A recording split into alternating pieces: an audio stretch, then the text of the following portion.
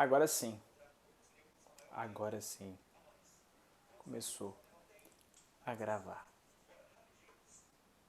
Agora sim, nós começamos, de fato, a registrar aquilo que vai ser registrado de uma maneira ou de outra sobre a bailarina de Auschwitz aqui no Qual Foi.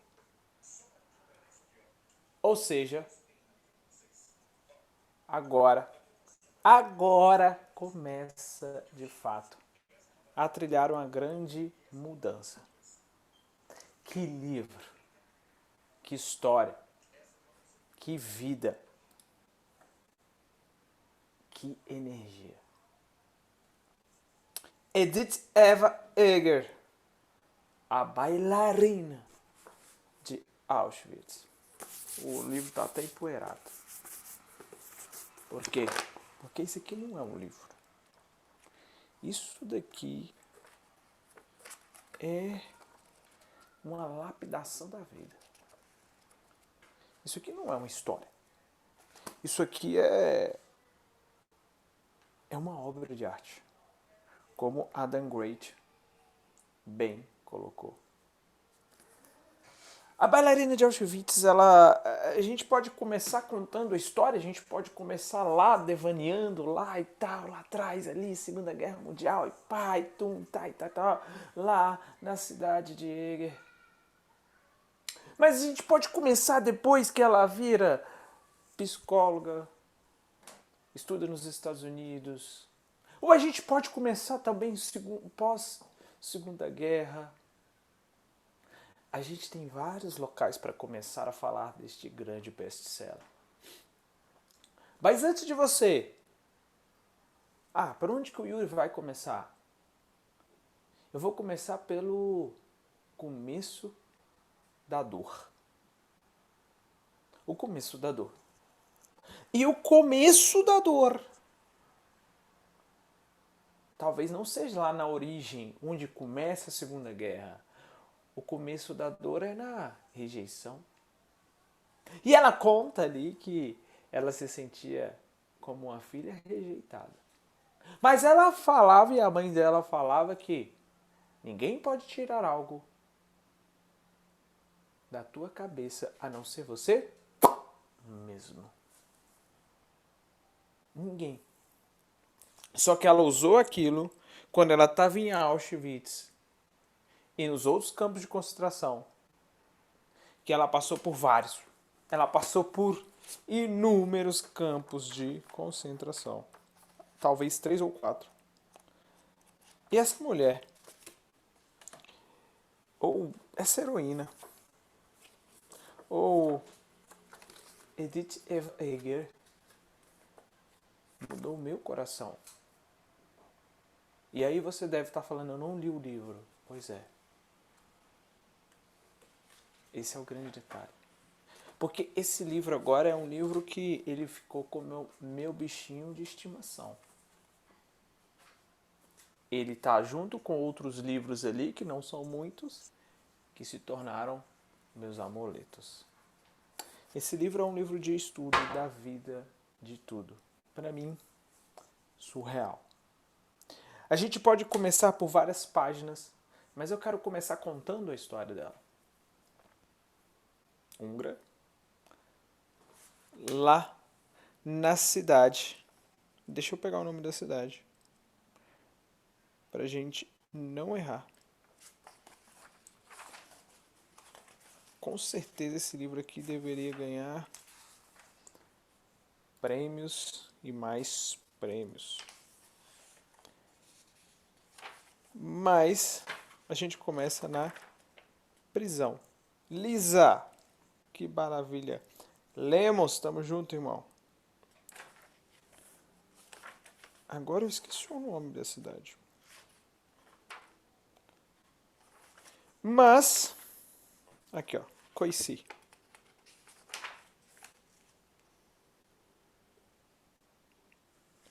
Beleza. E lá na cidade, peraí que uai. Aquele país o seu presidente, o seu chefe, fez um conluio com nada mais, nada menos que titio Hitler. Hitler começa invadindo a Polônia, se você não sabe. O estupim da Segunda Guerra Mundial é a invasão da Polônia. Invadiu como quem não quer nada. E depois ele foi, ou você deixa, ou você faz amizade comigo, ou eu vou invadir, irmão. Acabou. Isso é o que acontece na cidade de Edith Eger. E a bailarina de Auschwitz, até então, tinha uma vida comum. Ela tinha uma vida tranquila. Papai era alfaiate, mamãe cuidava de casa. E sua irmã Clara, musicista, não é verdade? A outra irmã Magda e ela não tinham dons, talentos. E eu abro um parêntese. Se você não tem um dom, não fica triste, porque eu também não tenho. E não importa se você não tem um dom, um talento. Porque dom e talento, essas coisinhas aí, você descobre até os 14, 12 anos. Tipo, o cara que desenha muito, o cara que canta muito, o cara que toca muito, e etc, etc, etc. Mas eu não tenho. Não interessa, eu também não tenho. Vamos pra cima do mesmo jeito. Não interessa. Ah, por que Deus não me deu o dom? Não lamente. Se reinvente. Simples assim. E aqui começa a história dela. Certo dia, eles invadem a cidade dela, que é Coici, e pega todo mundo e leva para um galpão. Só que até ali, naquele momento, tá tudo tranquilo, entre aspas. Clara não foi. Por quê? O que aconteceu com Clara? Clara estava em outro país.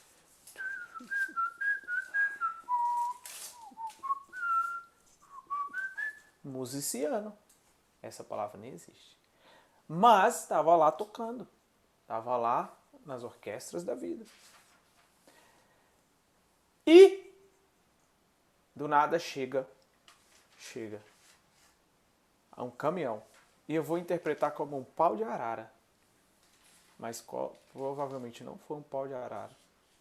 Foi algo do tipo. E eles entraram naquele pau de arara e eles foram nada mais, nada menos para este lugar aqui. Imagina você chegando neste lugar. Neste lugar. Espera aí. Olha só. Olha isso. Você chegando.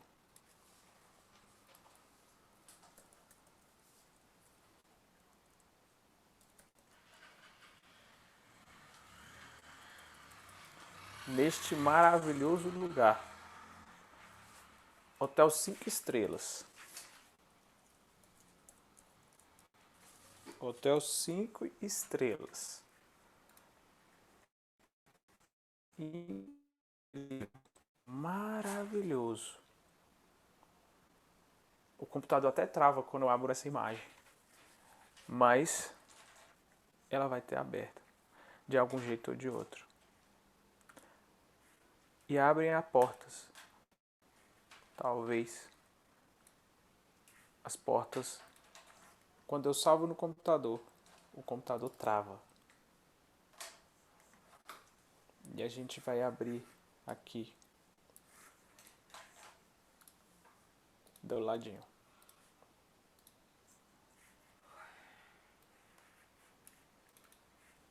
Neste lugar. Chamado Auschwitz. Aqui está escrito Arbeit mit Freude. O trabalho liberta. Conta-se que meu coração chega a ficar cansado. Chega dói. 1 milhão de pessoas morreram aqui. É o maior cemitério do mundo, onde não tem ninguém enterrado. Mas tem mais. Olha isso.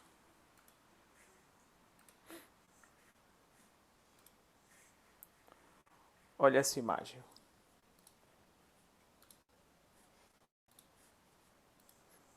Olha esta imagem.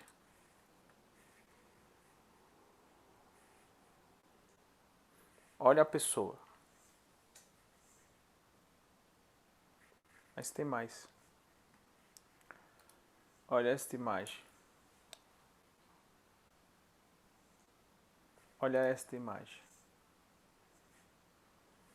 Olha esta imagem. Olha esta de novo.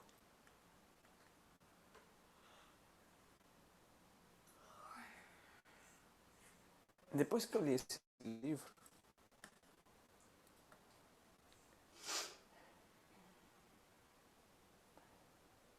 eu fiquei me perguntando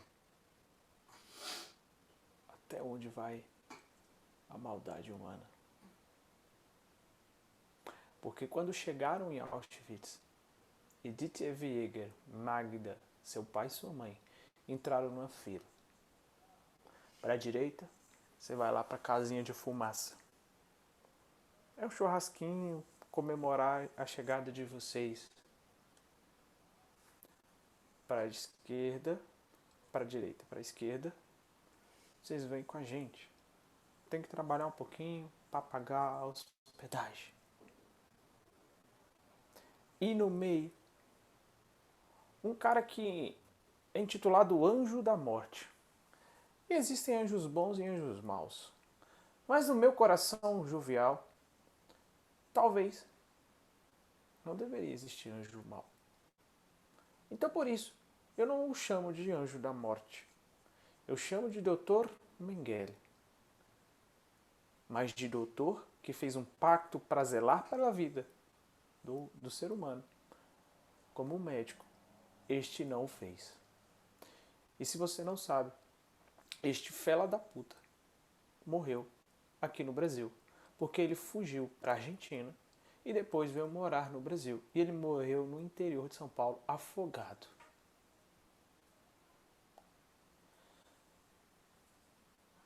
E ele estava lá, para cá, para lá, para cá, para lá. Naquele momento, Edith Eva-Eger estava com sua mãe, abraçada, Magda também. Ele apontou papai para o churrasco. E você pode estar falando, esse é o jeito de falar? Só estou tentando diminuir um pouquinho essa dor. Porque o churrasco é onde as pessoas iam ser cremadas, iam ser asfixiadas e depois queimadas.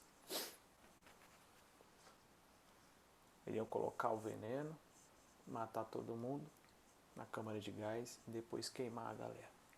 Tirar os pertences valiosos, que tinham alguma valia financeira, e depois queimar.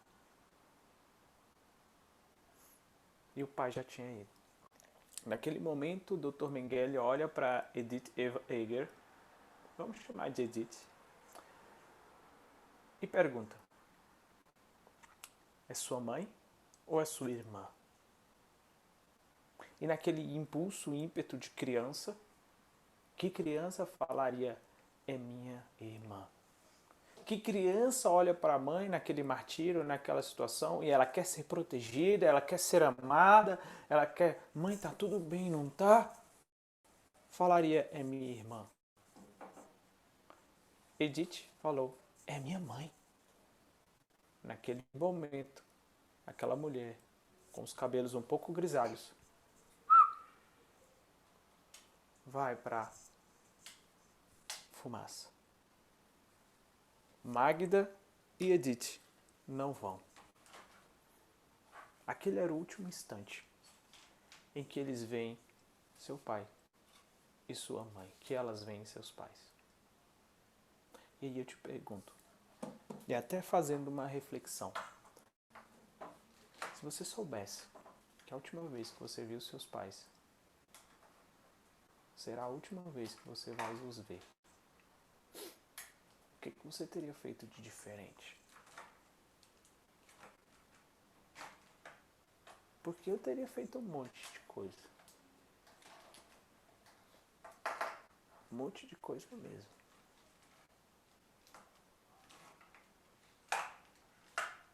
E eu vou ficar com isso na cabeça caso tenha sido o último dia.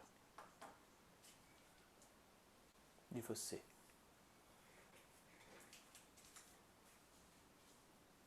Naquele momento, Magda e Edith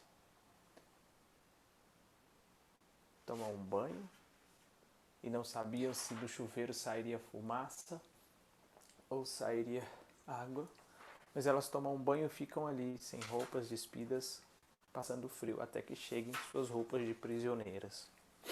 Seus pais chegaram lá no alojamento, falaram assim: decora, decora, decora onde você está deixando a sua roupa.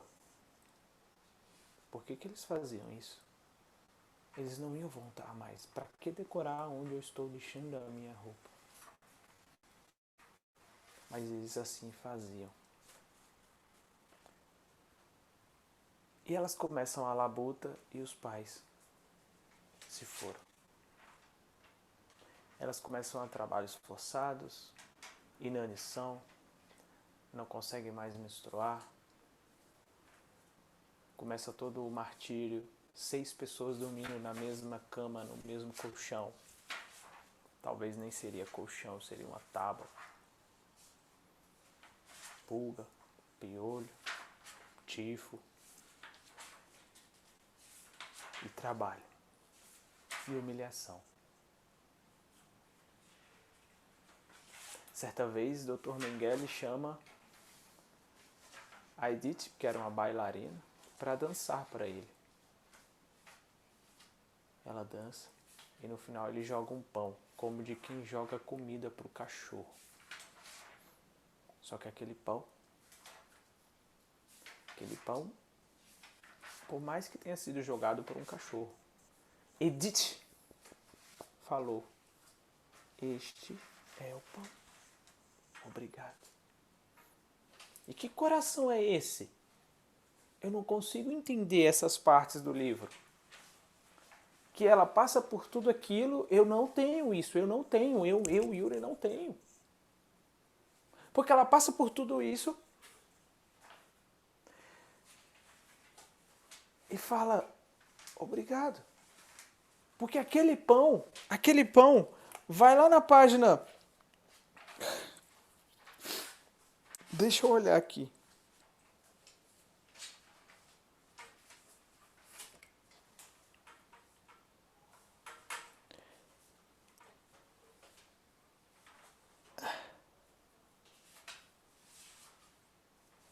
São tantas coisas.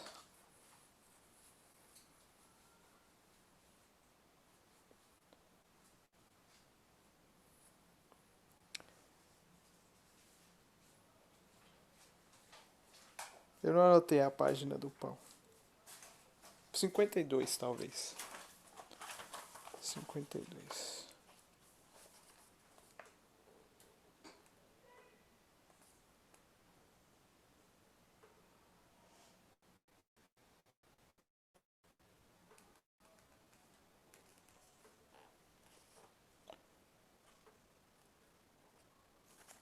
Dançando no Inferno, realmente, é 52. Foi quando ele joga.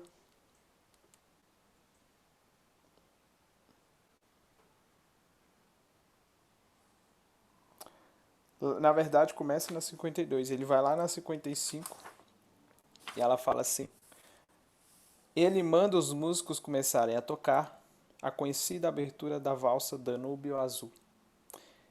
Se insinua no espaço fechado e escuro. Os olhos do Mengele estão fixos em mim. Tenho sorte. Conheço a coreografia. Dance, ordena ele novamente. Sinto que meu corpo começa a se mexer. Primeiramente a batida da perna alta, depois a pirueta, o giro, os espacetas para o alto, conforme faço os passos e me curvo e giro. Posso ouvir Mengele falando com o assistente.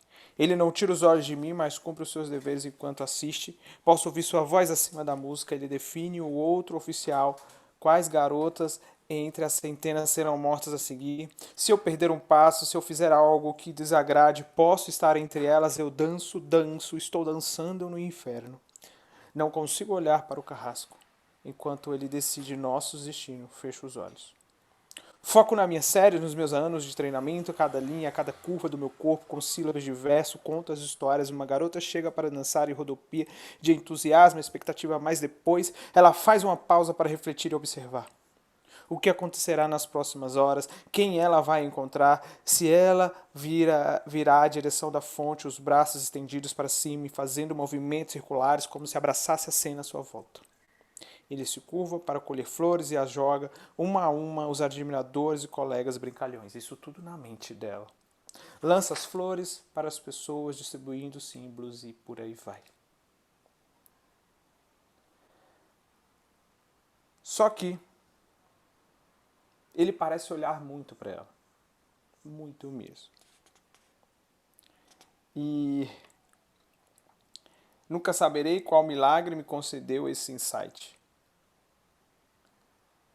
Ele salvará a minha vida muitas vezes, mesmo depois que o horror acabar.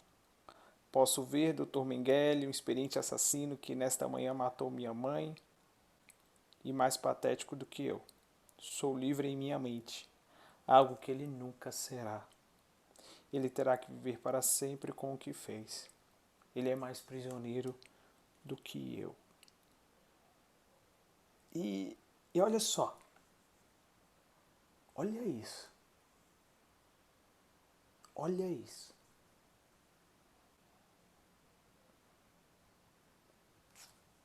E ela continua. Sobreviver é transcender as próprias necessidades, se comprometer com alguém ou algo fora de si.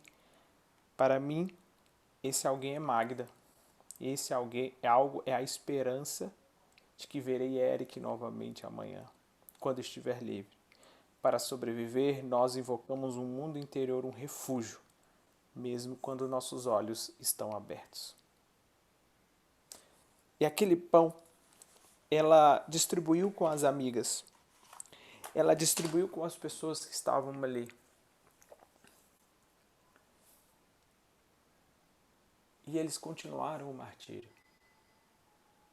Teve um momento em que elas falam que comeria terra, comeria grama, comeria qualquer coisa, mas queria comer algo.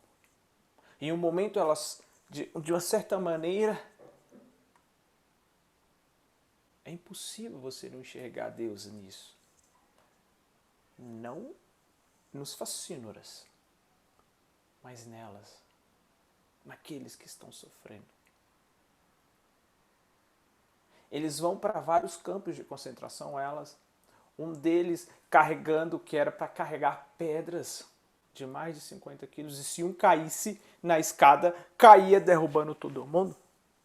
E morria. Se não morresse, ficava com sequelas gravíssimas.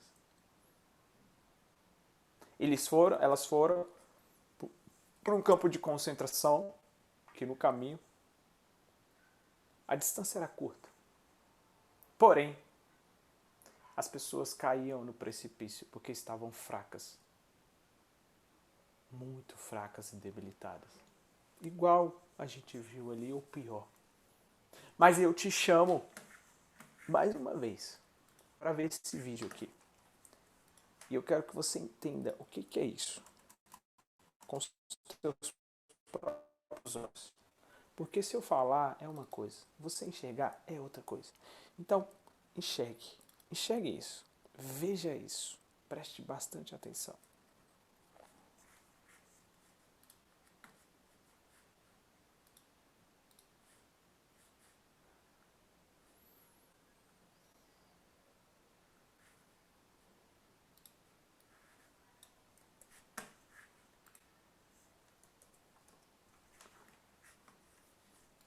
Preste atenção como o YouTube faz. Olha só. Essa comunidade identificou que o seguinte conteúdo é impróprio e inofensivo para alguns públicos. Você tem certeza que você quer assistir? A gente temos. Então, bora.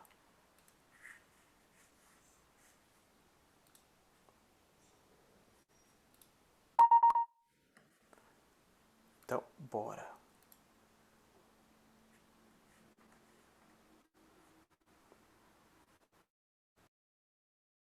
treatment these people received in the... Eu vou começar aqui. Aqui passa todos os campos de concentração, muitos e etc. Eu nunca passei de 10 minutos aqui, tá? The dead are viewed by Russian women liberated from slave labor.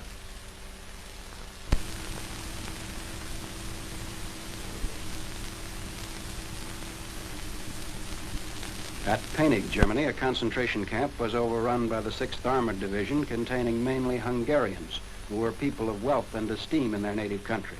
Among them were young girls of only 16 years of age. The women show the scars of miserable existence under Nazi prison rule. American doctors examine the victims.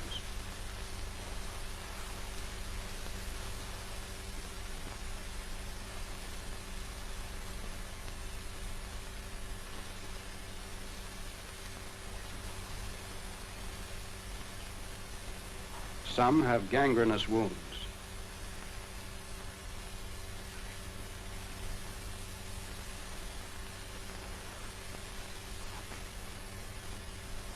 Others suffer from fever, tuberculosis, typhus, and additional communicable diseases.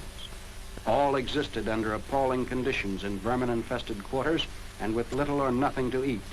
As soon as our troops arrived, arrangements were made to remove these people from the miserable surroundings.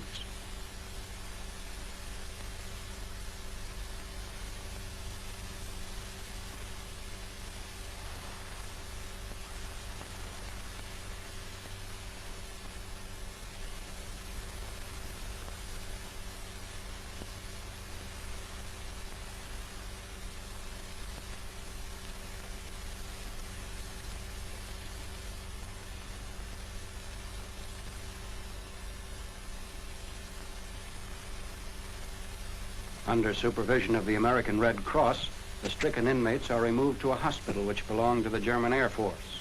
Nazis who formerly maltreated them are forced to help look after the patients.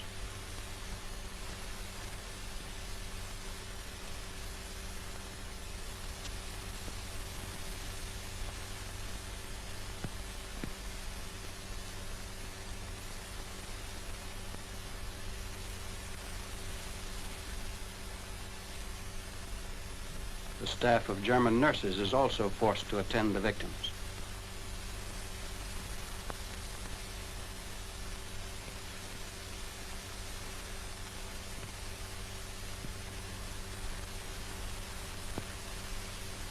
The women are able to smile for the first time in years.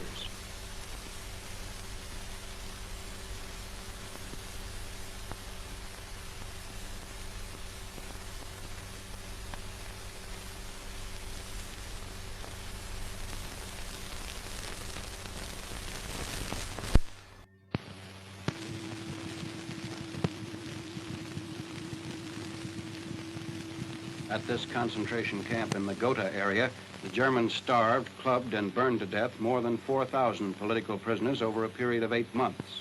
A few captives survived by hiding in the woods. The camp is chosen for a high command inspection led by General Dwight D. Eisenhower. Also present are Generals Omar N. Bradley and George S. Patton. The 4th Armored Division of General Patton's 3rd Army liberated this camp early in April. The generals view the rack that was used by the Nazis to whip the inmates.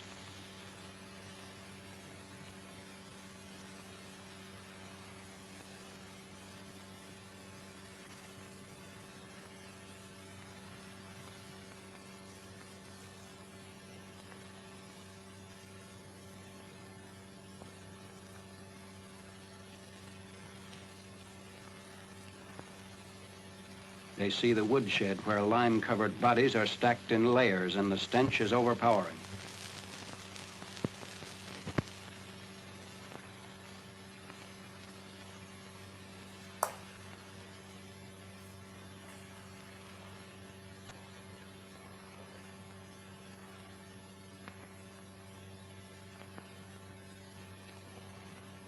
Former inmates demonstrate how they were tortured by the Nazis.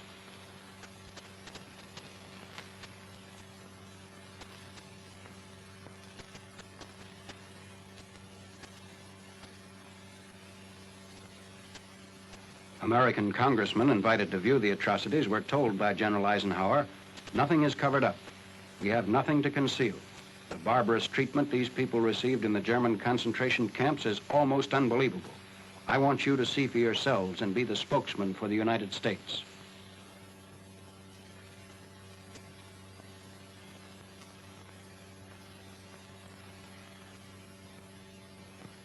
The general and his party next see the crude woodland crematory, actually a grill made of railway tracks.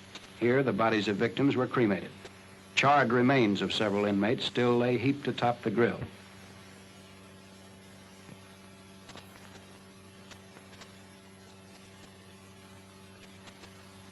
Chega. Chega, né? Tá bom. Tá bom. Quero ver mais. Vou até tirar.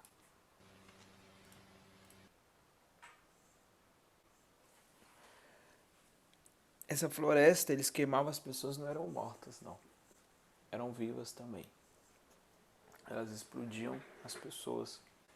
Botavam elas no centro, elas cheias de lamaçal. Tocava gasolina, querosene, sei lá. E explodia também.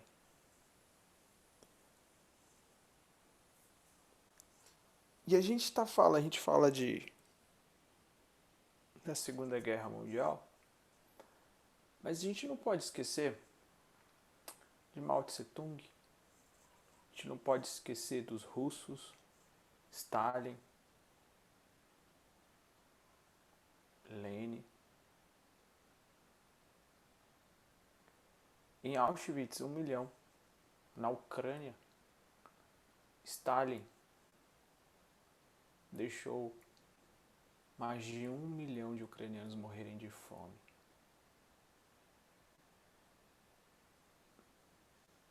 Na China, muito pior do que todas estas, os números são muito maiores.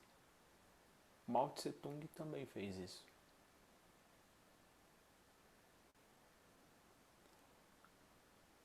E aí eu te pergunto, por que isso? Por que essa raiva? Por que esse ódio?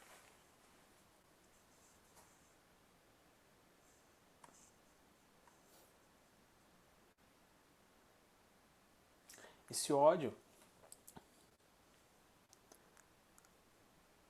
abalou vidas. Passando pela Marcha da Morte, Edith e Magda, no campo de concentração de Mauthausen, venceram outros, Gorgoievski, salvo engano o outro, e no último dia sofreram muito. Muito. Ela era tão pequena quanto um bebê.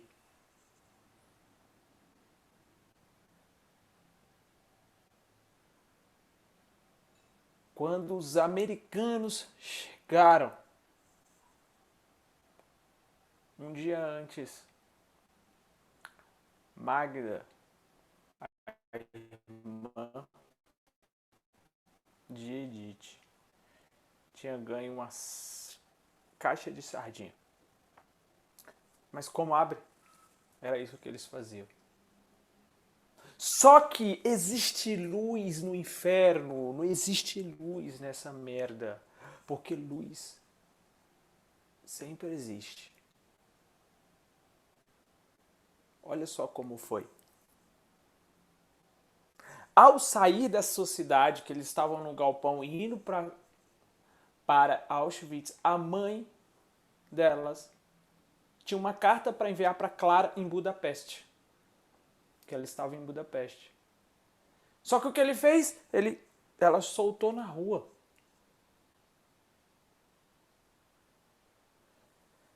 E mais, alguém pegou aquela carta e poderia ter jogado fora, mas não. Endereçou e mandou para o correio. Ela jogou na rua. Clara recebe a carta lá em Budapeste Ela olha e quer voltar. E ela vai para a embaixada. E o cara lá na embaixada falou, é melhor você não voltar não. Fica aqui. É melhor para você. E ela fica irritada com o cara que a recebe lá. Ela dá a volta, pula pela janela e o cara consegue ver. Ele era como se fosse um recepcionista. Ele vê ela entrando, dá uma surra nela e fala, se você voltar aqui eu te mato. E ela não volta mais. Aquela surra é a luz. Porque ele fez aquilo para ajudá-la. Porque se ela volta.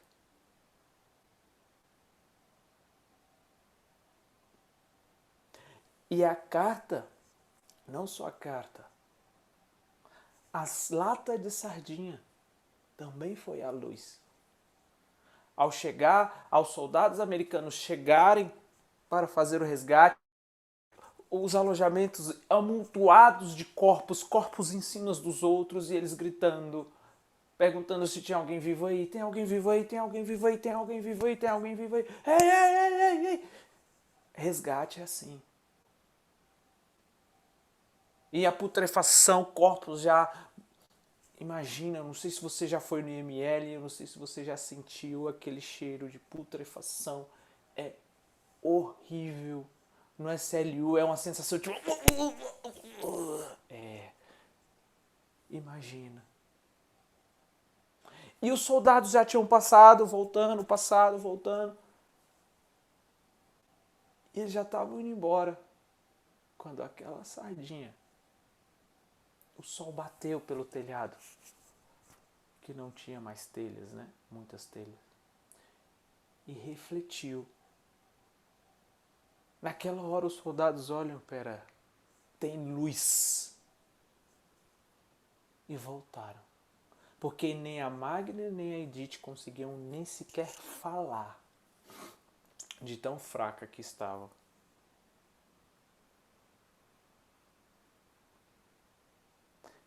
Os soldados as resgatam, levam elas para uma cidade próxima para que elas fiquem aonde? Na casa de uma das pessoas da cidade, para que elas se recuperem até que elas possam ir para casa. E eles continuam lá as ajudando, dando comida. Edith dorme num berço praticamente, de tão pequena que ela estava. Ela tinha 14 anos. E olha essa parte. Olha essa parte.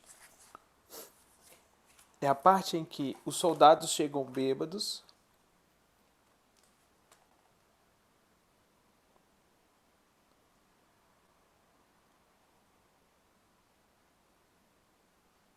Ó, 91.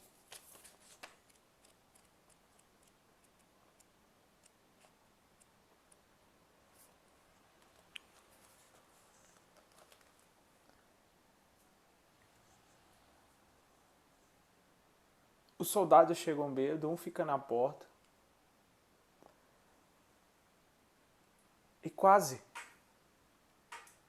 que tinha a intenção, não executou, não fez, de estuprar Edith. E olha o que ela fala. O homem que quase me estuprou, que poderia ter voltado para terminar o que começou, também viu o horror. Como eu, ele provavelmente passou o resto da vida tentando afugentá-lo, empurrá-lo para as bordas. Naquela noite, acredito que ele estava tão perdido na escuridão que quase foi consumido por ela, mas acabou não sendo. Ele fez a escolha de não ser tragado pela escuridão. E no outro dia ele volta para ela e fala, me desculpe. Me desculpe. E o mais louco é que essa mulher, ela não é normal. Porque olha o que ela fala. de um cara que quase a estuprou. Olha o que ela pensa. E eu pergunto pra você. Você pensaria assim? Você tem esse grau de inteligência interior? Você tem esse grau de inteligência emocional? É essa pergunta que eu te faço.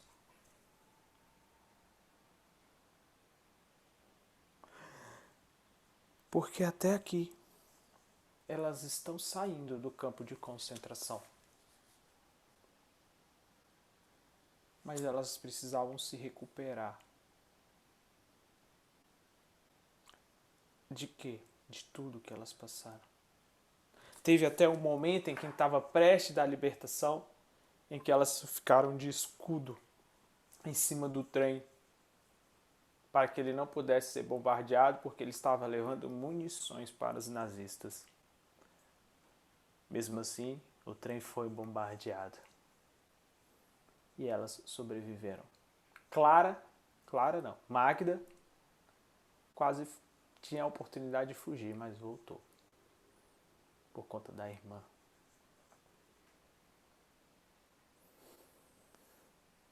E aí eu te pergunto mais uma vez, você voltaria? Depois que elas ficaram bem, depois que elas puderam voltar para casa, elas são embarcadas em Praga, para Praga, até que voltem para a cidade delas. Elas chegam em casa. Demora um tempo. É a viagem, o percurso. E elas encontram Clara em casa. A casa que teria sido tomada, mas ainda estava lá. E Clara toca para dar o sustento. Clara chega, cuida delas das feridas. Passa muita pasta cicatrizante e tudo mais. E é só elas três agora. Os avós já tinham morrido, o pai e a mãe já tinham morrido. É só elas três. E aí, nesse momento, começa uma vida de irmãs. Uma vida de irmãs, cada um no seu centro, cada um no seu momento, cada um do seu jeito, mas uma vida de irmãs e de responsabilidade. Porque Clara era a única que dava dinheiro para que elas pudessem comer, porque ela tocava nos lugares e ganhava um dinheiro. E aí o que acontece? Naqueles instantes que se passam, muitas cidades que eram dos alemães, após a Segunda Guerra Mundial, se tornaram cidades russas. Se você não sabe, os russos ajudaram a destruir os nazistas de certa maneira, mas eles queriam algo em troca. Saía um regime totalitário, um regime nazista, e entrava o regime comunista.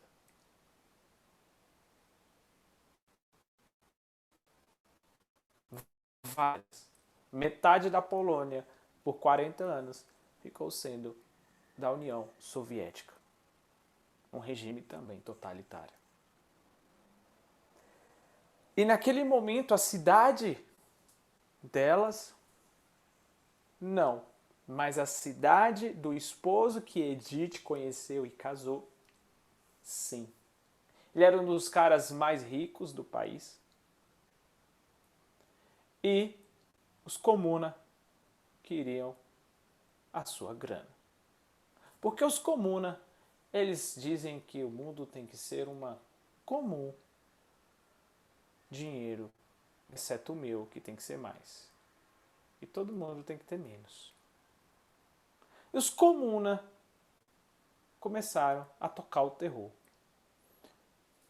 Fiscalizar a propriedade, bens, dinheiro e tudo mais.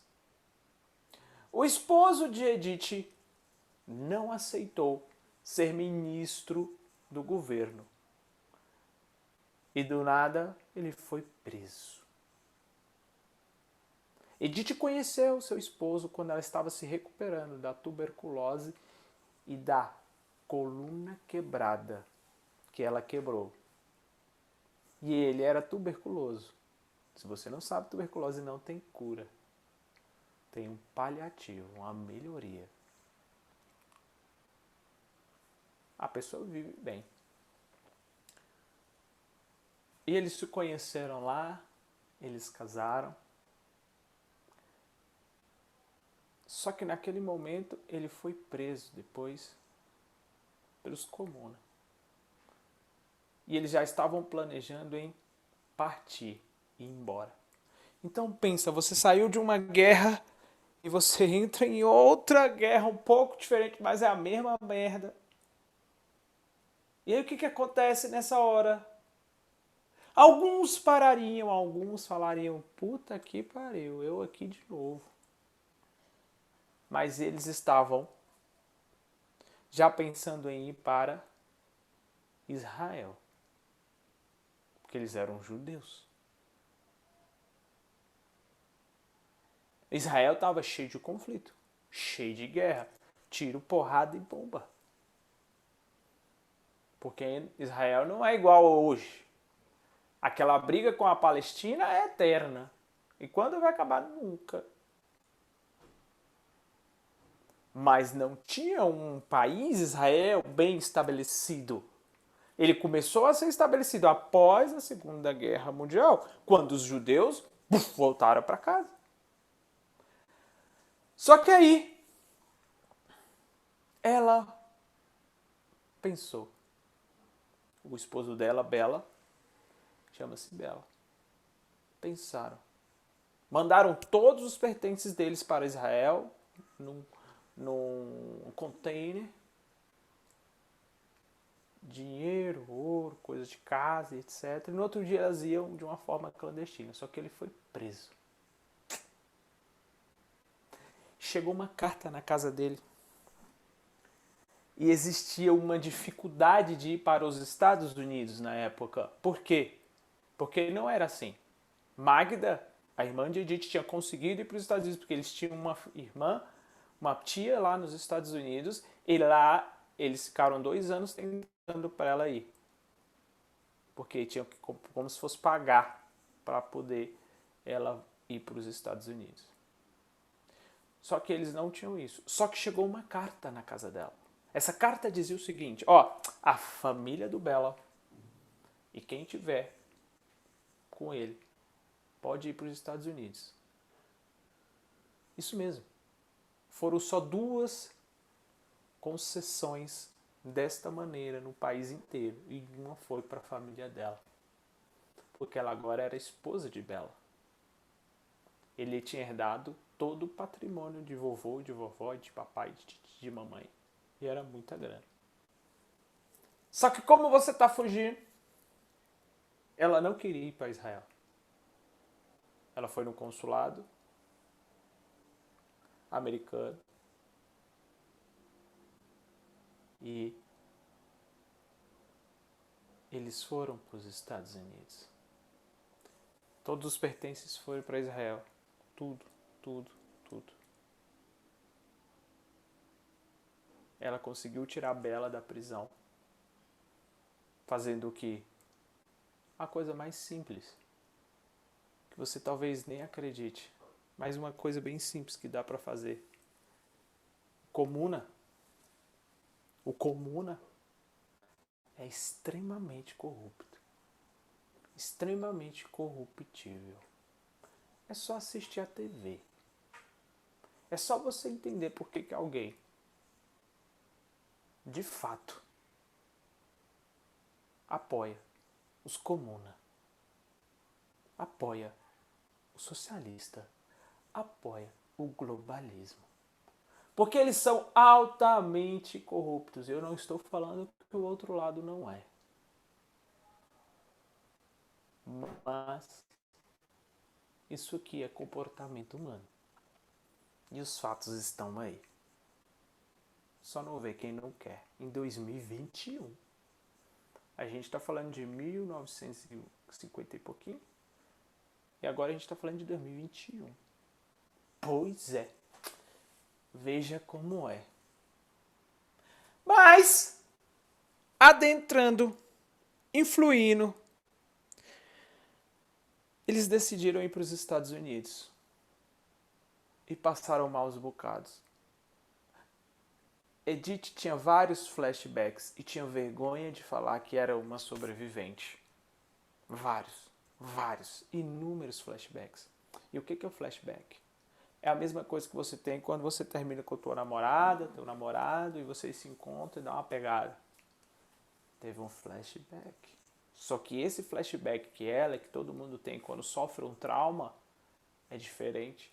Quando você percebe sinais que te levam a entender que você pode lembrar daqueles fatos, você começa a sentir aquilo. Você começa a ter sensações, você começa a ter emoções, você começa a ter pensamentos, aquilo começa a voltar, você começa a ver coisas, imagens e etc. E eu tenho certeza que isso já aconteceu com você, porque acontece com todo mundo.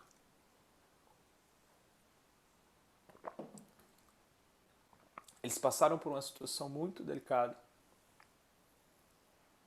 Nos Estados Unidos, eles estavam morando com o irmão de Bella, que já tinha ido antes da guerra, e que estava putaço da vida por ele ter perdido a herança da família. E na luta, na briga, na batalha diária, eles decidiram ir para uma cidade chamada El Paso, na fronteira com o México, onde o clima é mais árido e mais seco, melhor para o pulmãozinho de Bella, por conta da tuberculose. E, reza as línguas, eles foram para Nova York, ficaram nas regiões e intermediações de Nova York. E aí depois eles foram para El Paso. Nas intermediações de El Paso era um lugar que tinha muitos imigrantes de várias nacionalidades, não só do México. Porque ela, desde então, ela se sentia menosprezada, para baixo, inferiorizada. Isso veio também lá de trás, lá da sua mãe, que a elogiava e tirava o elogio. Como assim? Você fez isso muito bem feito, mas o teu sorriso é muito feio. E quantas vezes a gente escuta isso? Eu escutava lá no CrossFit, no anterior CrossFit que eu estava, o treinador, a gente se matava, quase morria. Falava assim, muito bom, parabéns, mas poderia ter sido melhor. Ele estava matando o meu treino, que eu fiz um treino sensacional. E a gente faz isso direto com a gente. A gente faz isso direto com os outros. A gente bota uma adversativa em algo positivo. E essa semana, nesse final de semana, minha filha está conseguindo subir as cadeiras agora. Tá 1 ano e 9 meses e está tocando o terror ao dobro, ao quadrado, ao quíntuplo. Não consigo mensurar. E ela... Eu não sabia como falar para ela. Eu falei assim, filha, cadeira é lugar para ficar sentada.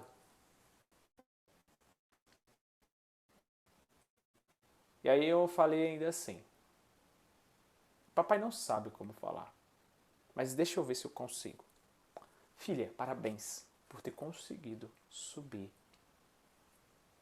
na cadeira. Que façanha maravilhosa. Que façanha linda, filha. Parabéns. Papai está muito orgulhoso de você. A única coisa que eu preciso colocar nisso, filha, é que cadeira é lugar para ficar sentado. Se você ficar em pé na cadeira, corre o risco dela cair para trás. Aí eu mexia com ela. Ou às vezes cair para frente. Pode ser que não caia, mas do jeito que você está, a probabilidade de cair é maior. E você vai falar, uma criança de 1 ano e 9 meses está entendendo porra nenhuma o que você está falando. Talvez não, mas eu vou repetir isso. Quantas? quantas vezes forem necessárias, mas sem utilizar o mas. Porque eu não quero matar a façanha, a habilidade, a criação dela. E quando eu utilizar o mas e eu perceber, opa, utilizei o mas. E é isso que eu quero que você pense. Quantas vezes você fez isso hoje, na semana, no mês? Cabe um adendo aqui, né? Continuando, chegaram em El Paso e ela sofria muito com seus flashbacks, com suas dores, com seus martírios. Como disse lá na página 177, 177. Quando a gente fala de flashbacks, a gente precisa falar de... Existem 3 fases do prisioneiro. A primeira fase é a chegada a um campo de extermínio. É a ilusória sensação de alívio. A segunda fase, na qual a pessoa aprende a se adaptar ao impossível e ao inconcebível. Aprende a aguentar as surras dos capos, a levantar independentemente do frio, da fome, do cansaço e da doença, a tomar sopa e a guardar o pão, a ver sua própria carne desaparecer, a escutar o tempo todo que a única saída é a morte. E a terceira fase, de soltura, libertação, não acabou com o encarceramento. E quem escreveu isso foi Viktor Frankl, que tem uma mentoria dele aqui, Em Busca de Sentido. Viktor Frankl foi o mentor de Edith Eva Eger. Mais pra frente a gente vai chegar lá. E se você rever a mentoria do Clube do Livro daqui, do Em Busca do Sentido, você vai ver a íntima relação disso daqui, porque Viktor Frankl também foi um prisioneiro de Auschwitz. Só que era bem mais velho do que ela. Ele já tinha 30 e poucos anos e ela era uma criança, né? E aí a gente chega no que eu quero falar. No que eu quero falar é sobre uma experiência. Uma experiência que, na minha visão, era forte. Que é o desamparo aprendido. Só que antes de falar do desamparo aprendido, o que é o desamparo? Os americanos chegaram para libertar a galera. E vários prisioneiros não conseguiam sair do portão, não pela fraqueza, porque eles não conseguiam. Eles ficavam perambulando na porta e voltavam para o alojamento. Ia para a porta e voltava. E por que isso acontece? Nós vamos explicar. E nós vamos explicar isso, e detalhe por detalhe por detalhe, na tua vida, na tua história, nas coisas que você está vivendo. Look Me. Na mesma página, na 178, que a gente terminou agora, falando das 3 fases do prisioneiro, nós temos que contar algo. Que está na primeira, segunda, terceira, 4º parágrafo, praticamente. Olha só.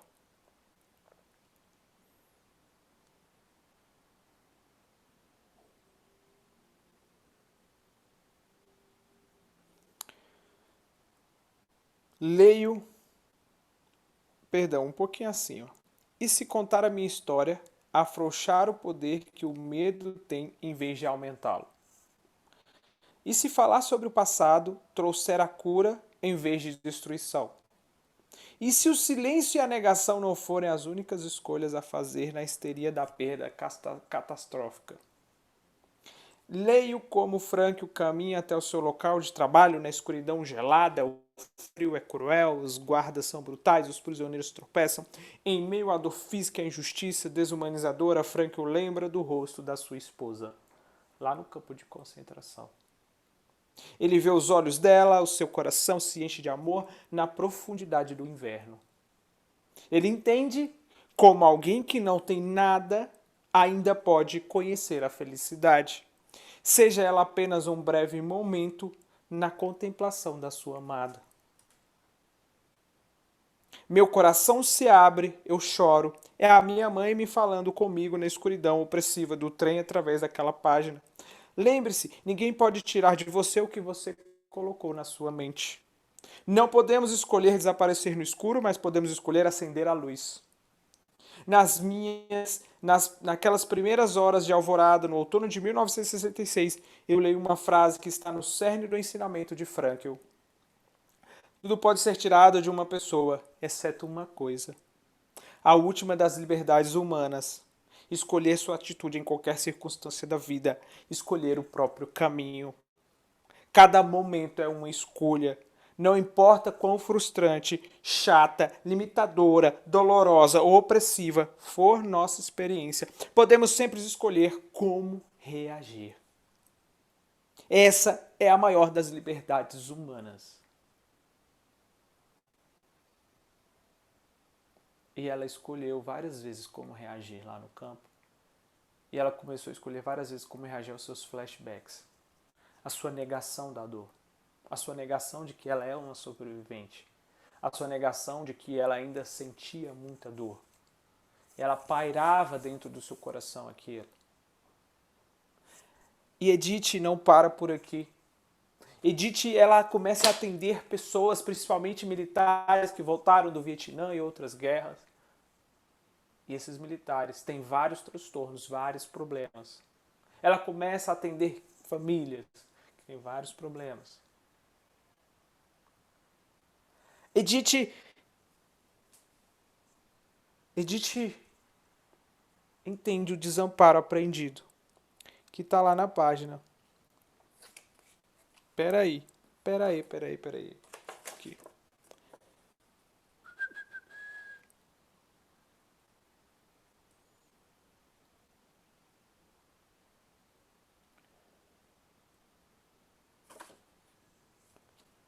São tantas escritas.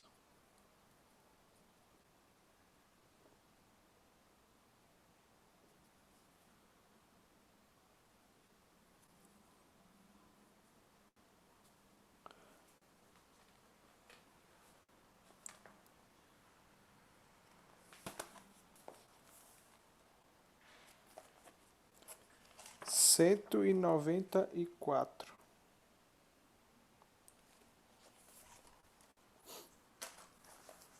Página 194. Eu nomenclaturei de O Magnífico Experimento. Porque ele mostra a ruindade que a pessoa faz com ela mesma. A destruição que ela faz com ela mesma. E nós já fizemos isso também.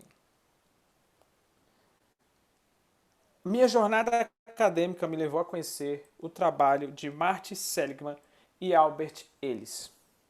Além de professores e mentores inspiradores como Carl Rogers e Richard Thurston, que me ajudaram a entender partes de mim mesma e a minha própria experiência, Marty Seligman, o autor também da Felicidade Autêntica, que está por aqui, ali ó, Felicidade Autêntica, deste livro, muito técnico, que eu não indico muito que vocês leiam. Peguem algumas partes dele que eu acredito, eu acho ele muito técnico, mas ele é muito bom. Que mais tarde criou a nova vertente da nossa área de psicologia positiva. Realizou uma pesquisa no fim dos anos 60 que respondeu a uma pergunta que me incomodava desde o dia da libertação em Gorkirchen, em maio de 1945.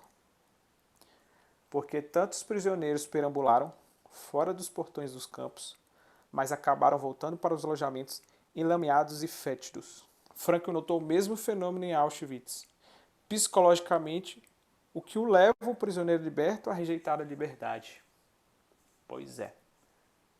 Esse experimento também, Dalton Dallagnol, um dos procuradores, não sei se era procurador ou promotor, agora eu posso estar confundindo porque existe uma diferença. Procuradores. Um dos procuradores da Lava Jato, porque era o MPF. Um dos procuradores da Lava Jato cita este estudo para relatar a corrupção no Brasil.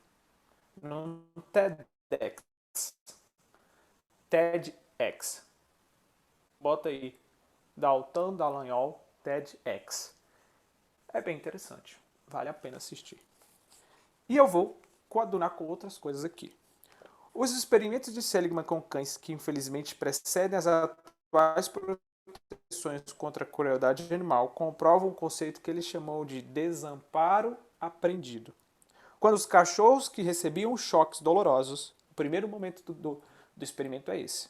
Os cachorros recebiam choques dolorosos, conseguiam interromper os choques pressionando uma alavanca, apertando.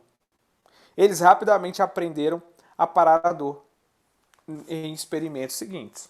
Pegar a mãe. Em um segundo momento, esses cachorros descobriram que para escapar dos dolorosos choques administrados em canil, precisavam pular uma pequena barreira. Maravilha. Pulava a pequena barreira e parava o choque. Show de bola.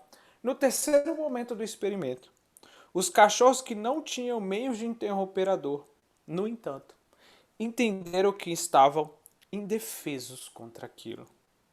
Quando receberam choques num canil, ignoraram a rota de fuga e simplesmente se deitaram e choramingaram. A partir disso, Seligman conclui que quando percebemos que não temos controle sobre as circunstâncias e acreditamos que nada do que fazemos é capaz de aliviar o nosso sofrimento, é melhor nossa vida e melhorar a nossa vida. Paramos de agir em nosso próprio benefício, pois acreditamos que é inútil. Foi isso que aconteceu nos campos de extermínio, quando ex-prisioneiros saíam pelos portões, mas acabavam voltando para a prisão, onde ficavam sentados, parados, sem decidir o que fazer com a liberdade que finalmente tinha chegado. Que louco. Olha isso. Você está liberto e você não sabe o que fazer com essa tal. O que eu vou fazer com essa tal liberdade, né? O que eu vou fazer com essa tal liberdade? Por quê? Porque não sabe. Não tem. Não consegue. Não consegue. Entende? Por quê? Porque dói. Machuca. Não quer dizer que isso é eterno. Mas era assim que alguns interpretaram, é assim que alguns viam, é assim que alguns viviam. É assim que alguns vivem nos relacionamentos. É assim que algumas pessoas vivem financeiramente. É assim que algumas pessoas vivem na fé. É assim que algumas pessoas vivem no trabalho. Quando elas acham que nada que façam é capaz de mudar aquilo, elas simplesmente se acham inúteis e não fazem mais nada. E aí eu faço um adendo aqui, abrindo uma aspas. Quantas vezes você fez isso? Quantas vezes você fez isso? Hein? Não precisa falar, só precisa pensar. Todo mundo já fez isso. Mas alguns decidiram não fazer mais. E outros decidiram continuar fazendo. Edith Eger, ela queria se curar. E tem uma música que diz: eu quero me curar de mim. Quero me curar de mim. Quero me curar de mim. E essa cura é uma cura dos nossos flashbacks, do nosso passado, das nossas dores que a gente carrega, dos nossos campos de extermínio. E a cura, ela acontece. Como ela acontece? Onde que ela acontece? Como? Por quê? A que cargas d'água ela pode acontecer?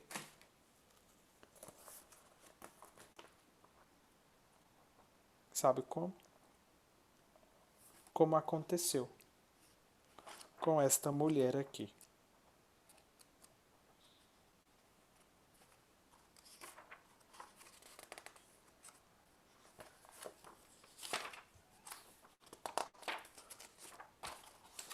Com esta mulher que, na minha visão,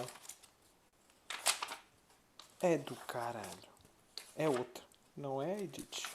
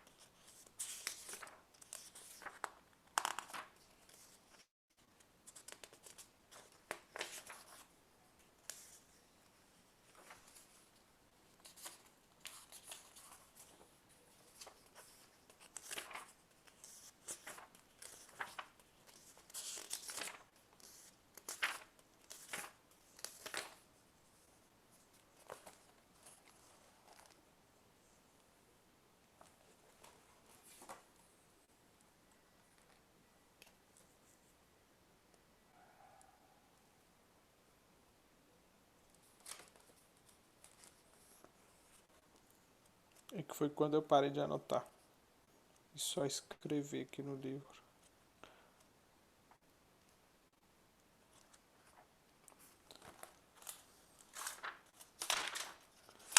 Que era o caso de que todo mundo tem um Hitler dentro de si. É ruim falar isso. Eu não tenho um fila da puta dentro de mim. Mas nessa analogia aqui, temos. Pera aí.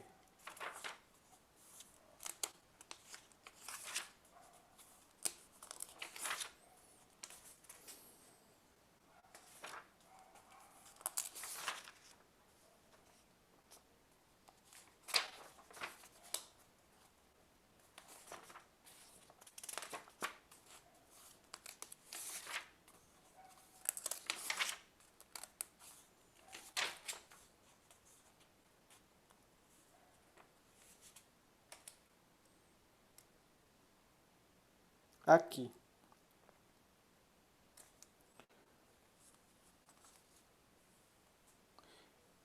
Existia uma... Qual é o nome da garota? Que eu esqueci.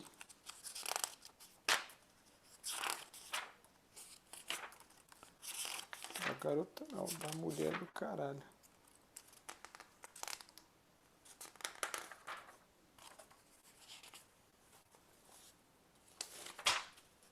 Ah, eu coloquei até no meu stories.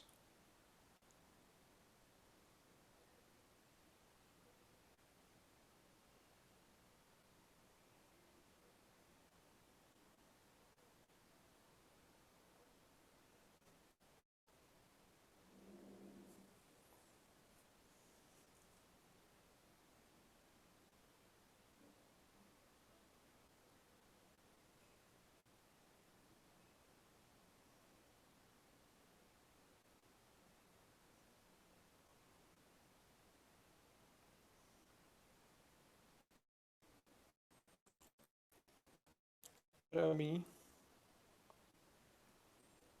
essa mulher é foda. Vagou o nome dela aqui na minha cabeça. Mas eu consigo falar a história. Só que eu queria passar os dados para vocês depois pesquisarem sobre ela. Deixa eu ver se eu encontro.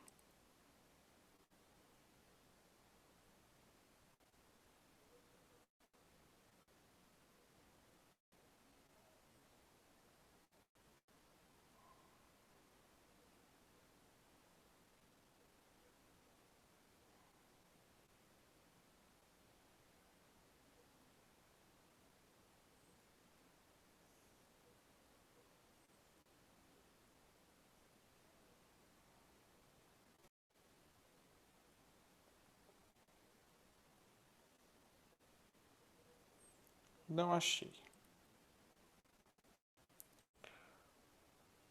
Existe uma família que ela guardava, protegia os judeus e os escondia em casa e eles foram pegos. A irmã e ela acabaram indo parar num campo de concentração. Por um erro administrativo, ela foi solta um dia antes de todo o campo de concentração morrer. Anos depois,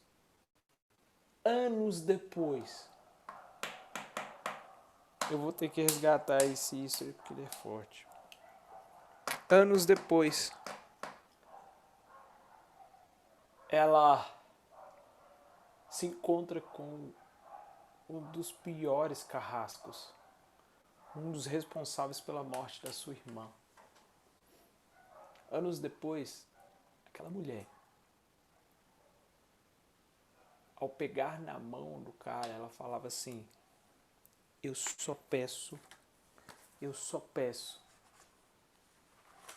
orei para perdoar. E quando eu apertei a mão dele, foi o que eu senti: perdão, leveza. E eu falei: que do caralho.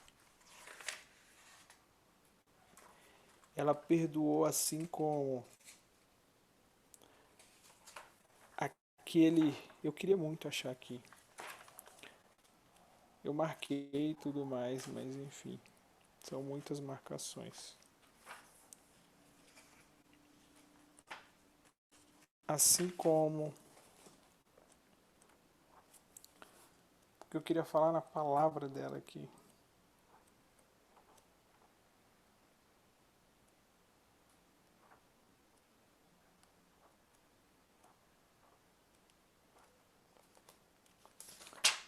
Assim como eu queria perdoar, ela fala, assim como ela o perdoou.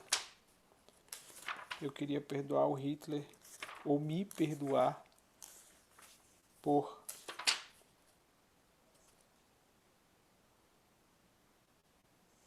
não ter escolhido.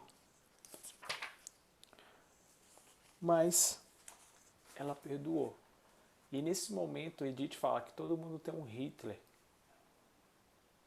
e uma mulher dessa dentro de si. Um que é capaz de perdoar e outro que é capaz de ficar dentro de si se amargurando, sendo o seu próprio carrasco. E aí eu faço um adendo ainda maior.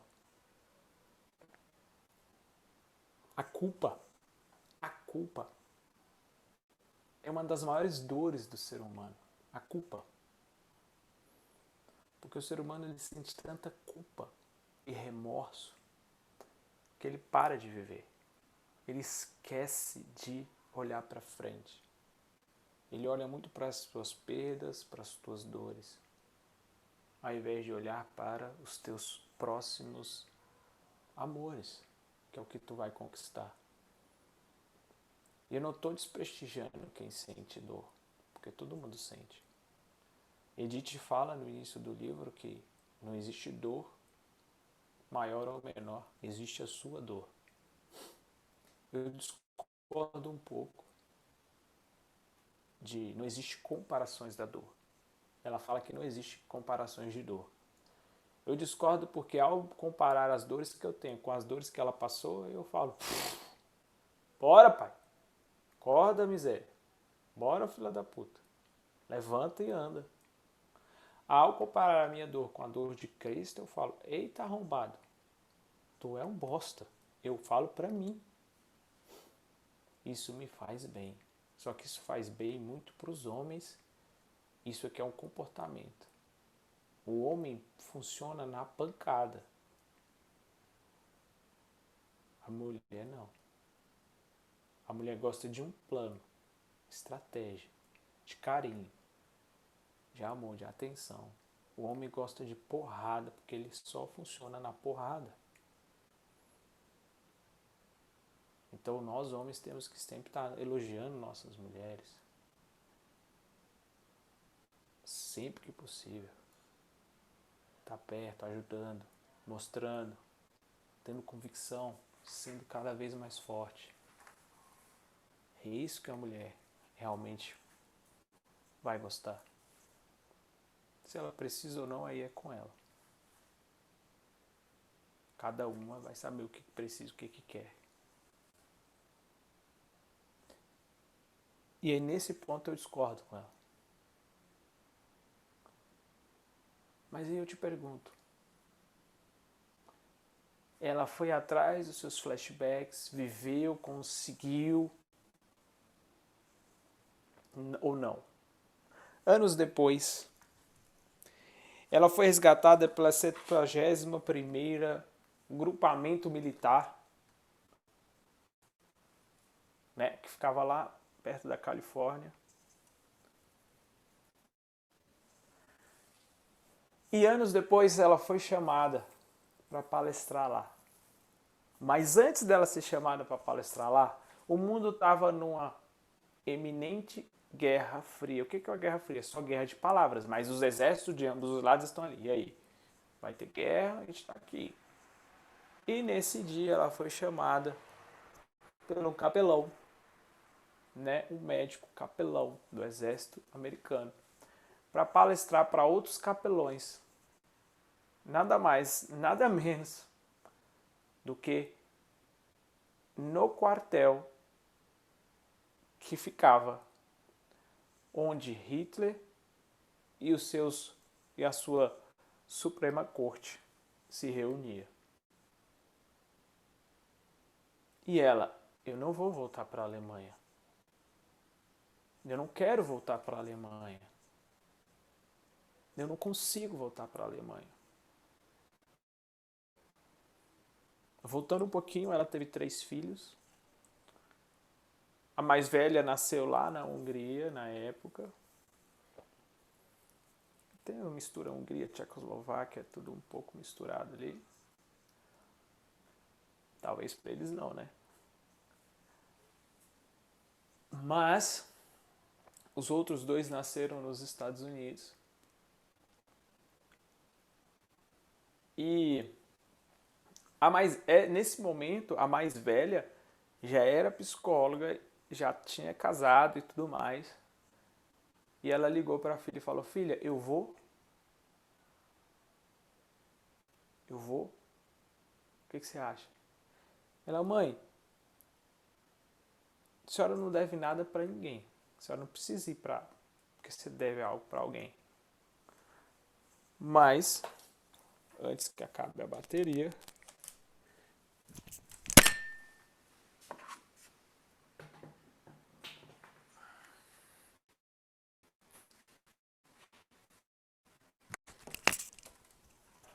mas eu vou. Mas você vai porque você quer ir e não porque você deve alguma coisa. E ela ficou pensando. Ela já tinha terminado com o marido e depois voltaram. E agora ela estava com o marido. E estava estudando, crescendo e etc. Fazendo suas especializações. Já tinham feito mestrado e foi fazer o doutorado. Ia fazer o doutorado, estava pensando. E ela falou, mas eu vou terminar o doutorado com 50 e tantos anos. E aí o professor dela, sabiamente, é uma frase que eu guardo para sempre. Vou guardar para sempre. Mas você vai chegar com 55 do mesmo jeito, é melhor chegar com doutorado, já que faz parte para você. Ou seja, nós vamos chegar com eu vou morrer com 104 anos. Então eu vou chegar a 104 anos, dar minha palestra, tomar meu uísque, pronto. Então já que eu vou chegar, eu posso fazer um monte de coisa. É óbvio. Não interessa a tua idade. É isso que eu quis dizer. Eu guardei isso profundamente no meu íntimo. E, pensando nisso, o que aconteceu? O seu esposo, Bela, disse o seguinte: se você não for, Hitler terá vencido. Aquilo mexeu com ela. Porque ela fugia, ela negava, ele mexeu com ela. E ela decidiu ir. E ela dormiu nada mais no hotel perto. O hotel era no quarto que ela dormiu, que era a cama do ministro mais importante. A internet vai dar uma bugada aqui.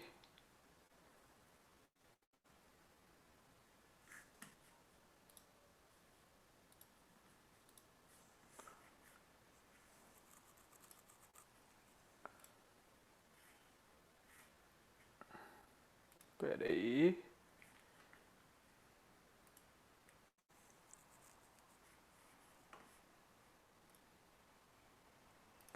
Do ministro mais importante, o ministro das comunicações ali do Hitler, né, publicidade e tudo mais, que é o Goebbels. E ela não conseguiu dormir direito, né? E o mais louco é que ela não sabia o que falar.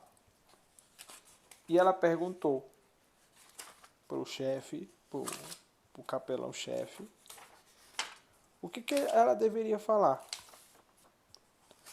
E olha só o que ele disse.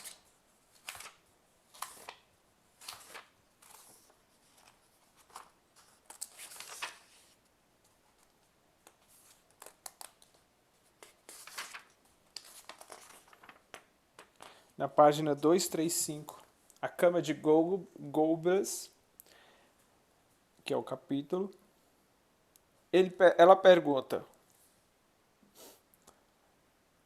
capelão, o que eles precisam ouvir? Sobre o que eu posso falar para ajudá-los? E o Dave disse: esperança, perdão. Se os capelões não puderem falar sobre esse tipo de coisa, se não entendermos isso, não poderemos fazer nosso próprio trabalho. E aí ela pergunta: por que eu? E o Dave responde: uma coisa é ouvir sobre esperança e perdão do púlpito ou de um especialista em religião, explicou Dave. Mas você é uma das pessoas que podem falar sobre manter a esperança, mesmo tendo perdido tudo, quando estava passando fome e tendo sido deixada para morrer. Não conheço ninguém mais com esse tipo de credibilidade.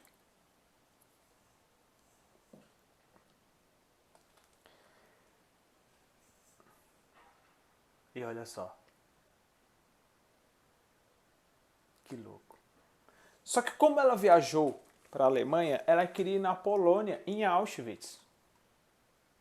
Ela queria ir lá. Ela falou, eu preciso ir lá. Ela foi, caminhou pela essa sede aí, que era a sede do governo nazista, foi na casa de Hitler, teve seus flashbacks, seus sentimentos e tudo mais. E ela precisava ir na Polônia. E ela chegou na embaixada para pedir o visto para ir e foi negado. E aí ela falou assim, eu cheguei até aqui e eu não vou lá. Eu vou, mas eu vou. Como quando ela conseguiu tirar o seu esposo da cadeia, que ela ganhou coragem, força, virilidade. Ela falou, eu preciso ir. Contou a história pro rapaz. O rapaz, ó, estamos aí no iminente conflito. Já era um momento em que a Polônia, né, já estava ali querendo se fechar para o mundo e se fechar para os Estados Unidos, visto que a União Soviética estava lá, principalmente na parte de Auschwitz. Então,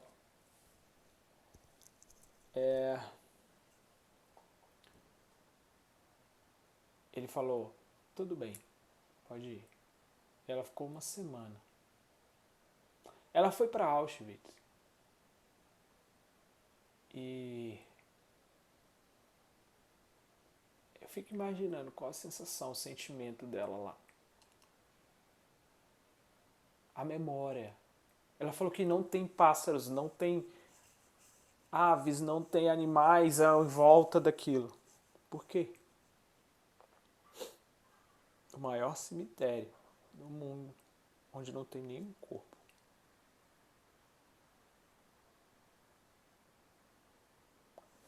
Eu não sei quantas vezes eu vou falar desse livro. Eu não sei quantas vezes eu vou contar essas histórias. Eu acredito que em milhares. Porque esse livro realmente mexeu comigo.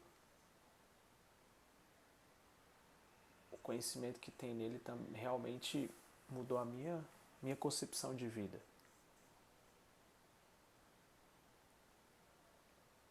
E ela chega em Auschwitz. E existe aquela frase, né? O trabalho liberta. E tem um momento em que ela é dela, porque ela vai lá pro alojamento onde ela ficava. Mas quando ela chega, ela lembra daquele momento quando ela chegou. Aquele momento em que ele fazia as escolhas e que ele escolhia quem? O Dr. Mengele. Aquele momento em que ela remoe e ela fica falando, se eu tivesse falado que ela era minha irmã, toda a culpa dela, toda a negação dela, toda a dor dela por anos, foi por conta daquele momento, daquele instante, daquele milésimo de segundo. Você entende? Não ressignificado. Porque se ela tivesse ressignificado, ela estaria livre. Teria liberdade há muito mais tempo. A liberdade aqui. Mas ela não ressignificou. Ela precisou ir lá para se ressignificar. E ela poderia ter ido antes. Não sei, ela foi no momento que ela deveria ir. E ela foi lá e se libertou. Ficou livre. Ficou leve. Só que naquele momento passavam várias coisas na cabeça dela. E como não passar? Não é verdade? Porque a vingança não liberta. A vingança não liberta. Mas ela precisava se perdoar. Perdoar é sofrer pelo que aconteceu e pelo que não aconteceu. É abrir mão da necessidade de um passo diferente, lá na página 240. Ela fala ainda mais, a vingança não liberta, por isso eu fui ao local onde era a antiga casa de Hitler e o perdoei. Isso não teve nada a ver com Hitler, foi algo que eu fiz para mim, um desapego, uma libertação daquela parte de mim que passou a maior parte da vida investindo a energia mental e espiritual que mantinha Hitler preso. Enquanto eu cultivei esse ódio, fiquei presa junto com ele, trancada em um passado destrutivo, presa na minha dor. Perdoar é sofrer o que aconteceu e pelo que não aconteceu. É abrir mão da necessidade de um passado diferente. Culpar-se também magoa os outros, não apenas a nós mesmos. Existe um garoto que venceu Hitler e era contra a história. Me lembro de uma história que eu vi sobre um garoto judeu, muito talentoso, um artista. Recomendaram que fosse estudar arte em Viena. Sem dinheiro para a viagem, ele caminhou para a Tchecoslováquia até a Áustria, mas teve a inscrição no teste negado por ser judeu. Ele implorou, tinha vindo de tão longe, a pé, será que não podia ao menos fazer o teste? Era pedir muito. Deixaram que eu fizesse o exame e ele passou. Era tão talentoso que ofereceram uma vaga na escola, apesar da sua ascendência. Sentado ao seu lado, para fazer as provas, estava um garoto chamado Adolf Hitler, que não foi aceito na escola, mas o garoto judeu foi. E durante toda a sua vida, esse homem que tinha deixado a Europa e morava em Los Angeles se sentiu culpado, porque se Hitler não tivesse sido rejeitado, se ele não tivesse perdido para um judeu, ele talvez não tivesse tido a necessidade de transformar os judeus em bode expiatório. O Holocausto poderia não ter acontecido. como a criança que sofrem abusos, os cujos pais se divorciam, achamos um jeito de nos culparmos. Caraca. Caraca. Só que ela foi se salvar de si mesma, curar-se.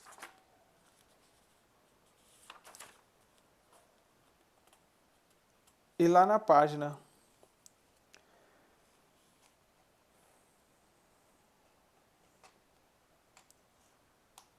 251, ela diz o seguinte: imagine você num campo de concentração e você se estressa demais, cortisol lá no alto. Ela chama isso de respostas automáticas. O estresse é a resposta do corpo a qualquer demanda por mudança. Nossas respostas automáticas são lutar ou fugir. Mas em Auschwitz, onde suportamos mais do que estresse, onde vivemos em perigo, desafiando a vida e a morte, nunca sabemos o que aconteceria. As opções de lutar ou fugir não existiam. Lá embaixo ela diz: quando nos curamos, aceitamos nossas personalidades reais e possíveis. E aí ela conta um paciente, não quero falar dos pacientes dela neste momento. Eu quero falar dela. Eu sei que os pacientes têm a ver com ela, mas eu quero falar dela. Aqui, a Courrier de Boll, a página que eu achei, que é a página 254, 255 e 256. Rezei para ser capaz de encontrá-lo com amor. Conjurei toda a minha imagem que tinha de amor incondicional. Pensei em Courrier de Boll. Uma das gentis honradas, ela e sua família participaram da resistência a Hitler, escondendo centenas de judeus em casa. E ela acabou em um campo de concentração. A irmã morreu nos braços de Courrier, ela mesma libertada devido a um erro administrativo um dia antes de todos os prisioneiros de Ravensbrück serem executados. Alguns anos depois da guerra, Courrier se encontrou com um dos guardas mais violentos do campo de concentração, um dos responsáveis pela morte da sua irmã. Ela podia ter cuspido nele, desejado sua morte e o amaldiçoado. No entanto, ela rezou para ter forças e perdoá-lo. Segurou as mãos dele com as próprias mãos. Courrier conta que naquele momento em que a ex-prisioneira apertou as mãos do ex-guarda, ela sentiu um amor puro e profundo. Putz, perdão é um amor puro e profundo. E a gente não pode se achar como uma mercadoria danificada.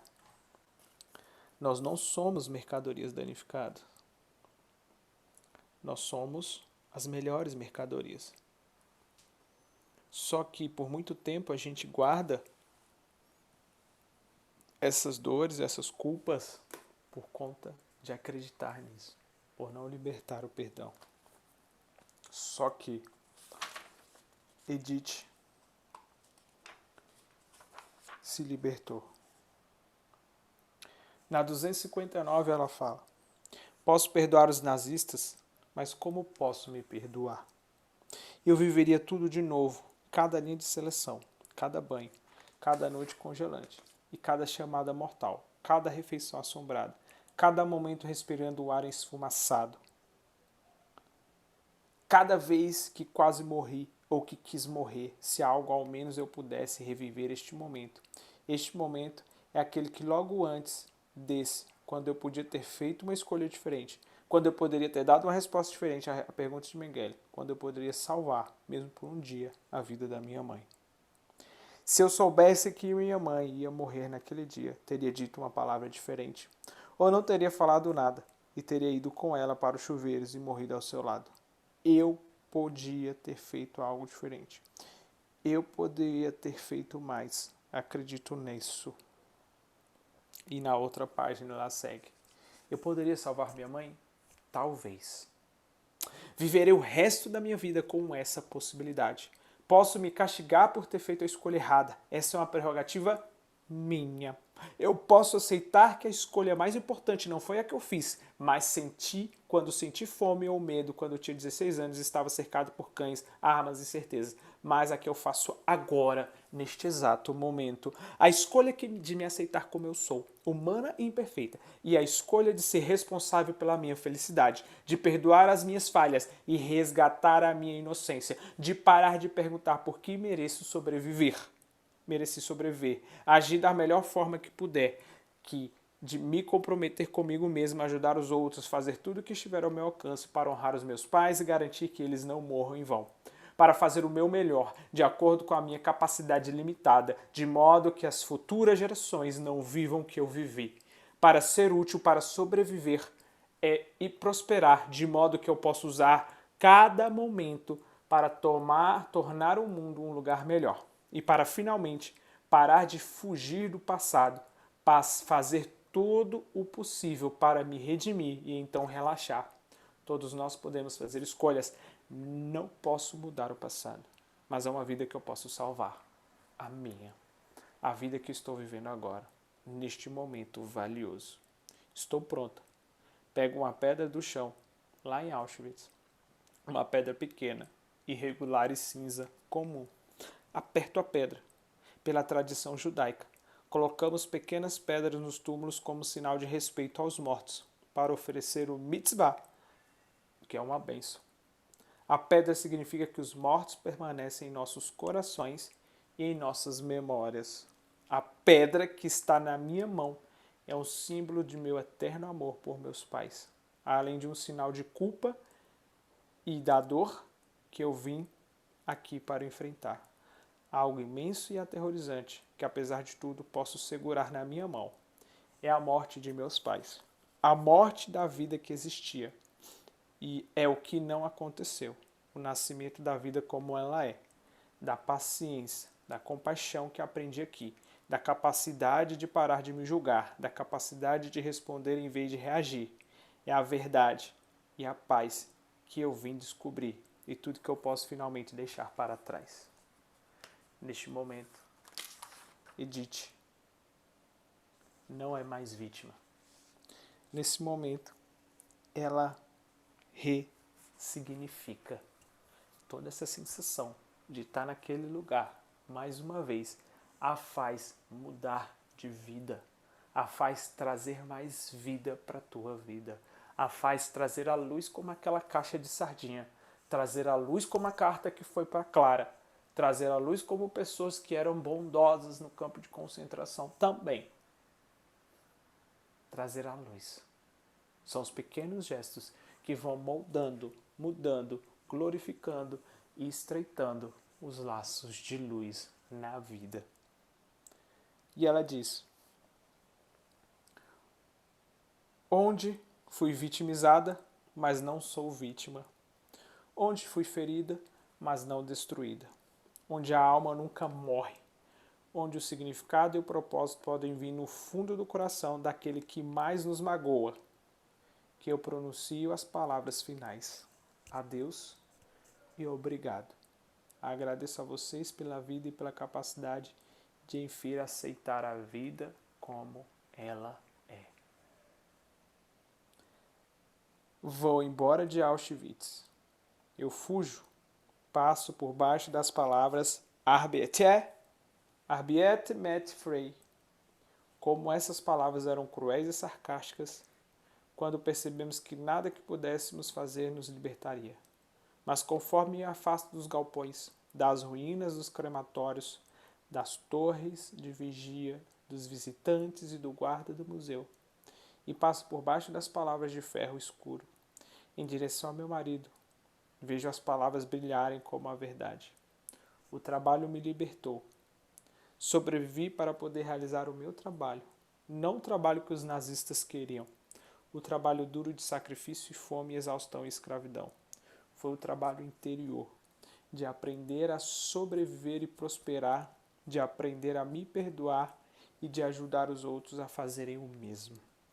Quando eu faço esse trabalho, deixo de ser refém ou prisioneira de nada. Sou livre. Que do caralho. Isso foi a página 262. E aqui, nestas últimas páginas, ela conta um pouco dos casos dos seus pacientes, aqueles que ajudaram de alguma maneira ela a continuar nesse processo, ela a crescer, ela a viver.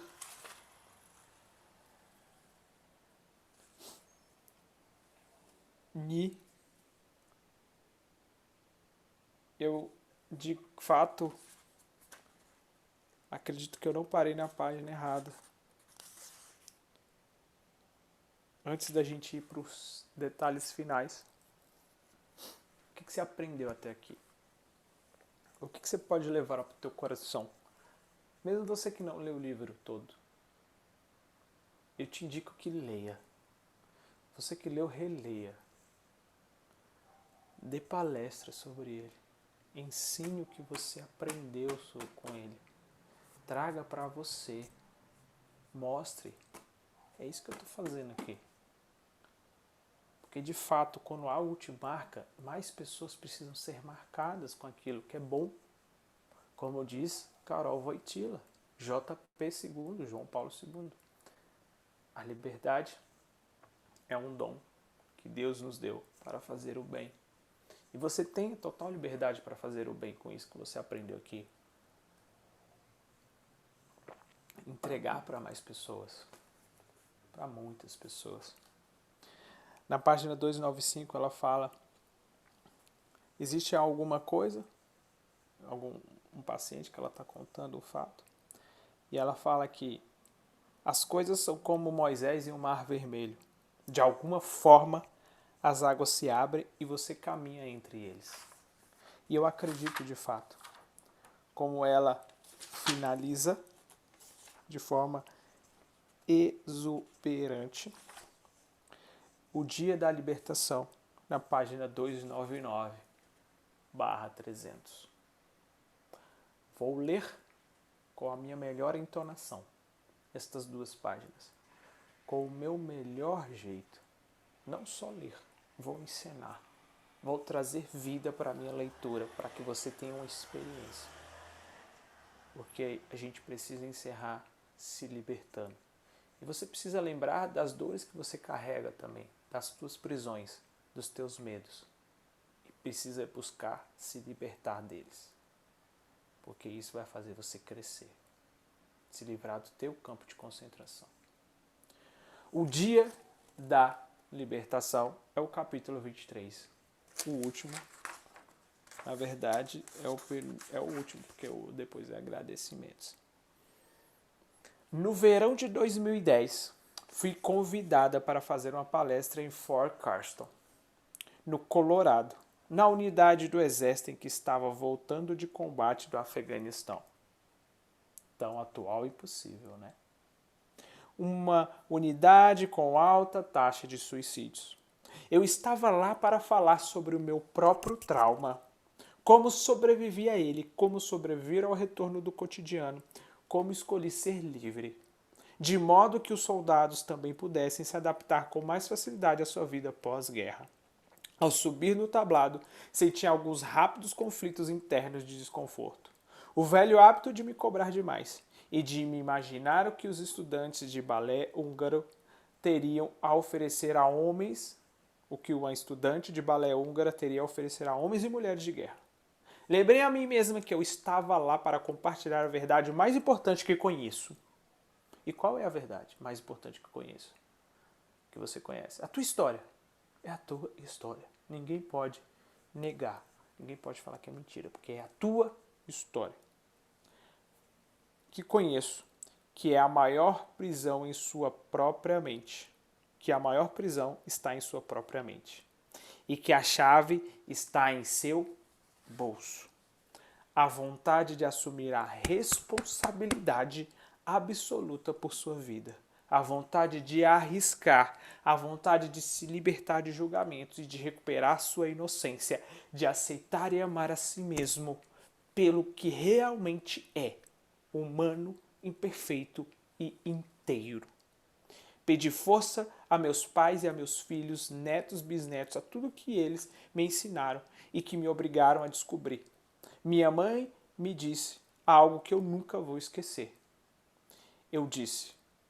Ela disse o seguinte: não sabemos para onde estamos indo, não sabemos o que vai acontecer, mas ninguém pode tirar de você o que você põe em sua própria mente.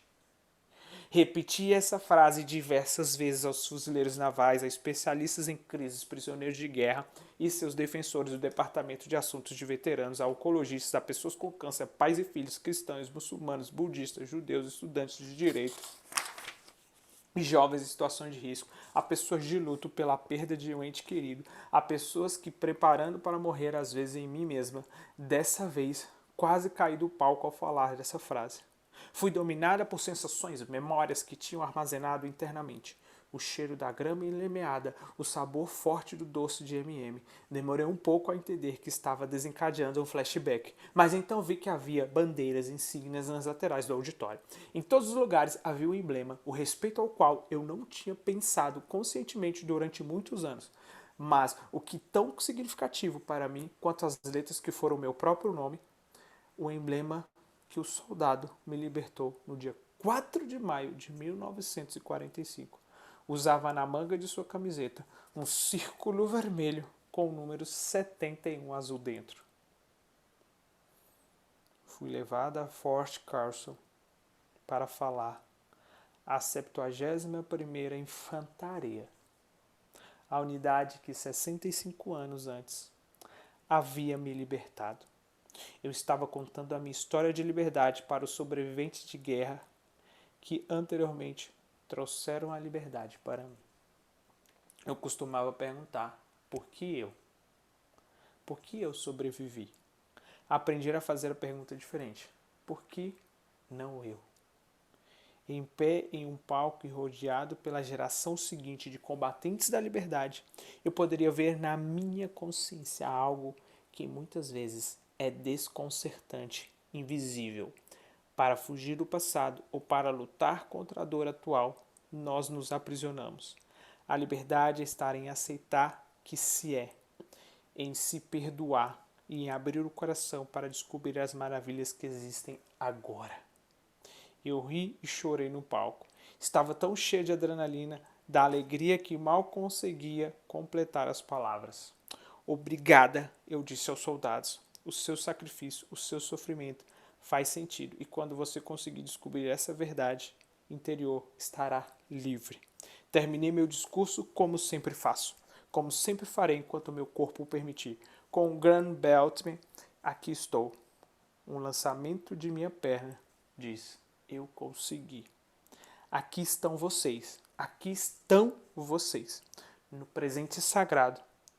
Não posso curá-los, ninguém pode, mas posso comemorar sua escolha para desmantelar a prisão em sua mente, tijolo por tijolo. Vocês não podem mudar o que aconteceu, não podem mudar o que fizeram ou o que foi feito a vocês, mas podem escolher como não viver agora, como vão viver agora. Meus queridos, vocês podem escolher ser livres.